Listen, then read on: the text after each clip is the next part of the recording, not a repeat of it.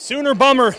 Nebraska goes pretty much 12 rounds with Oklahoma today. The number 3 Sooners win 23-16, a game that Nebraska will find itself kicking itself about as we go forward. The Huskers had every chance today. Their defense played pretty darn well.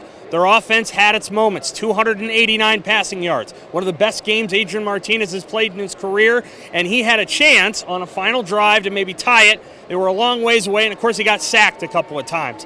It was a rough day for Nebraska's offensive line. Oh, if Nebraska just had an offensive line, man. If they just had an offensive line. They gave up at least 5 sacks today. I believe they had 5 false starts on a blocked extra point by Oklahoma, which was returned for 2 points. An offensive lineman got knocked on his butt, and the Oklahoma defensive lineman blocked the extra point.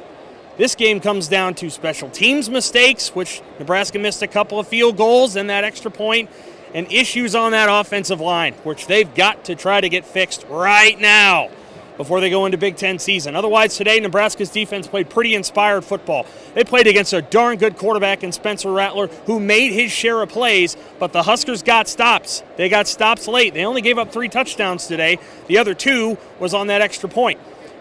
Nebraska's offense, hot and cold. Obviously, they probably left some points on the board. They got down into OU territory 3 times in the second half. They only got 7 points out of it. Once they missed a Connor Culp field goal. Another time they got screwed up on downs because one of the first plays on that series turned into a rushed play because they were afraid that they weren't going to get it off with the play clock. There was that kind of stuff all day long. But Adrian Martinez, he really kept his head in a difficult environment.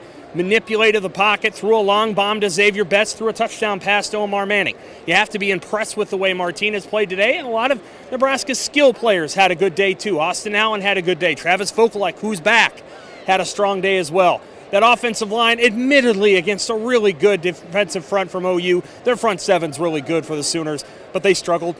And it's not going to get a hell of a lot easier from here. Michigan State's pretty darn good. Northwestern's good. Michigan's really good.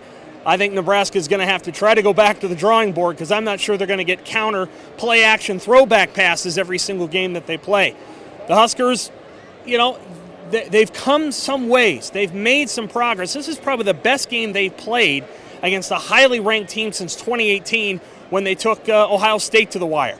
They took Oklahoma to the wire today, and they took them 12 rounds. They didn't win many of the rounds, but they took them 12 rounds. They probably won't mind a rematch next year when Oklahoma comes to Lincoln, and maybe Nebraska will be a little bit better then, but they got to clean this stuff up. The penalties are an issue. The special teams gaffes are an issue.